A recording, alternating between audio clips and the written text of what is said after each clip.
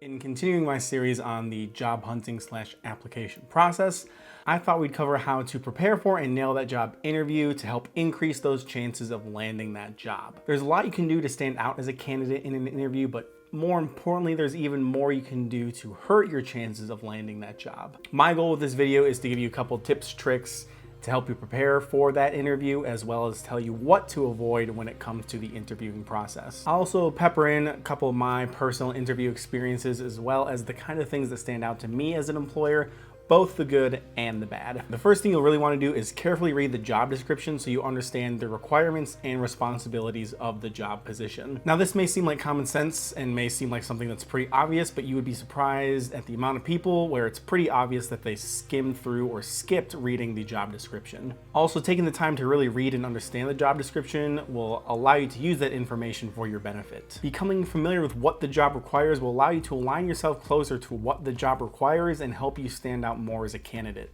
And going off that, it is extremely important, wink wink, to do your research on the company that you're applying for. And this may seem like another no-brainer, but you'd be surprised at the amount of people that don't do this.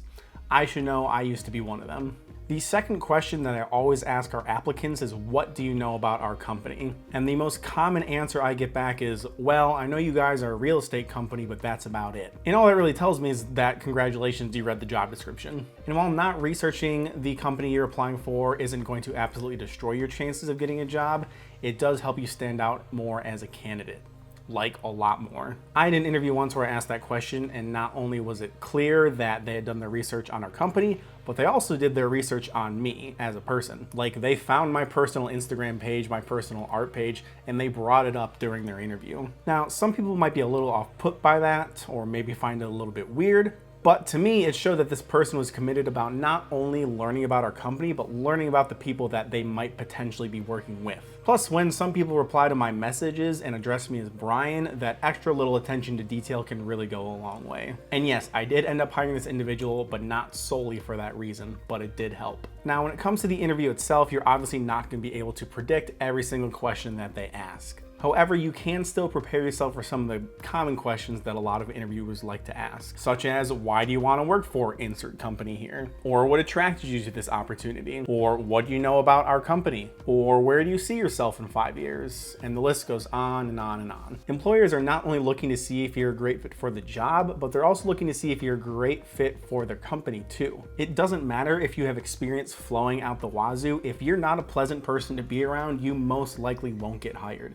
I say most likely because that's obviously not always going to be the case. There's plenty of people who are terrible to work with that have amazing jobs. But this does segue nicely into my next point, which is you're also conducting an interview too. You're also trying to get an idea if you would be a good fit for this job and this company. It's always good to come into your interviews with your own questions, as it shows you're clearly interested and want to learn more. And pay attention to the interview process and the people conducting the interviews. How were you greeted? How did they respond to the questions you asked? If you don't get good vibes from the people conducting your interview, keep that in mind when it comes around time to making your decision, as those will most likely be the people you're working with.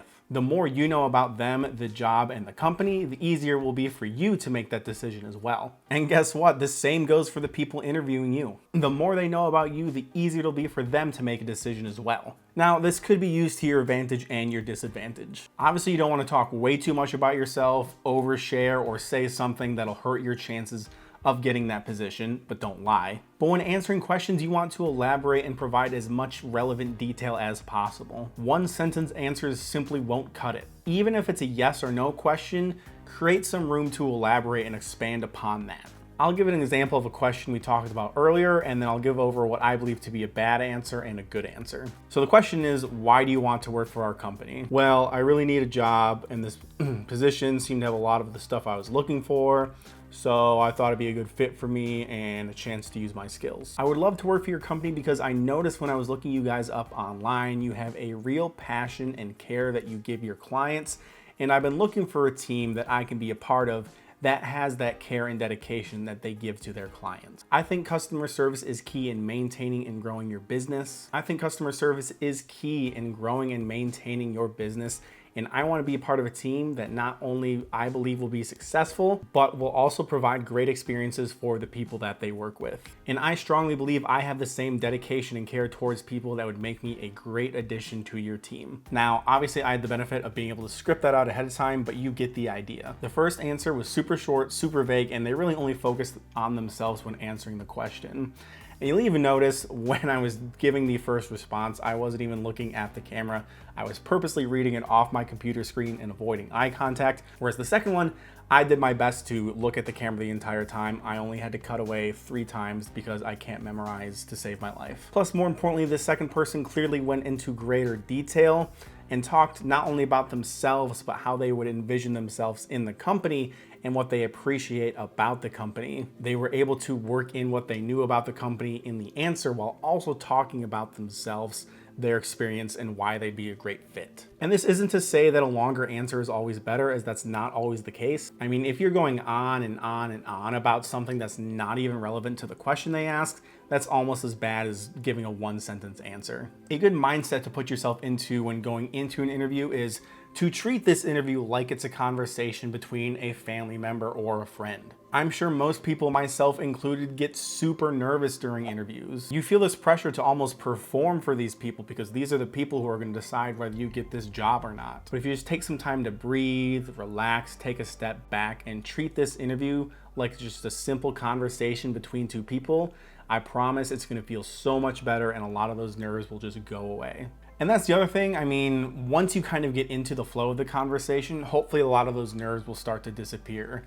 Even if you are nervous, most interviewers will hopefully understand. I've had plenty of interviews with amazing candidates who I could tell were very nervous at first, but once we got into the flow of the conversation, they really opened up and I could tell a lot of those nerves just went away. And honestly, if the person interviewing doesn't do a good job to try and make you feel as comfortable as possible, that might be something you want to take into consideration when you're evaluating what kind of job you want. Like I was saying earlier, these are most likely the people you're going to be working with. And if they didn't, make you feel comfortable during the interview, or if you just didn't feel like they cared, then that's probably going to continue into the actual job itself. And that's not really a company or job that you might want to have. How they treat you during the interview will give you a pretty good taste of how they would treat you during the job. Also, feel free to take time to think about your answers. This isn't the SAT. You don't need to answer right away. Collect your thoughts and even feel free to say, let me think about that for a second, and then give your answer. It's better to take a moment to pause and think about your answer than give something that's forced. But don't lie. I've said this in all my previous videos, and it's something I will continue to emphasize, and it is do not lie during your interview or any other part of the application process. You might be able to get away with it on your application, resume, cover letter, etc. But once you're in person talking to somebody face to face, they will see right through you. That is, unless you're an incredible liar or the person interviewing can't pick up on simple cues. But either way, just don't do it. I guarantee you it will come back and bite you in the ass later. So you've done your interview, now what? Well, I always recommend doing a follow-up email. This definitely isn't going to make or break your chances, but it does again help you stand out as a candidate. Your interview, resume, experience, etc. will be the main determining factors on whether you get the job or not. But if it comes down to you and somebody who didn't send that follow-up email, you're going to be very thankful that you did. And if some time passes and you haven't heard back from them and they said you would by now, go ahead and reach out. Most of the time, they maybe forgot or maybe got distracted with other things. Maybe the process took them a lot longer than they initially thought. And so there's absolutely nothing wrong with reaching out. I'm guilty of it myself. I'll forget things or let things slip through the cracks just because I'm a super busy person. And I'm always thankful when that person does reach out. Other than that, if I had to wrap this all up, put a pretty little bow on it, I would just say something that I've emphasized again in all my other videos, and that is to just simply be yourself. Don't try and fake your way into a position because they'll either see right through you or you're going to end up being miserable in the job that you do get. Find a job that you love at a company full of people that you love working with. And I completely understand that that's definitely not the easiest thing to do right now. You might have to work your fair share of terrible jobs with terrible people to eventually get to that dream job that you do want. And I promise it'll be completely worth it when you do land that dream job. I've had to work my fair share of terrible jobs with terrible people that I hated going into every day, but thankfully I'm at a point where I do have that dream job with a company that I absolutely love working with, full of absolutely amazing and wonderful people. And if I can do it, then you definitely can too. I hope you enjoyed this video. Be sure to show your appreciation by hitting that like button. And for even more life advice, Photoshop tutorials, marketing related videos, and whatever else I feel like creating, go ahead, hit that subscribe button so you can see even more of these beautiful curls. And let me know what you'd like to see next in the comments below. Thank you for watching. Woo! We did it.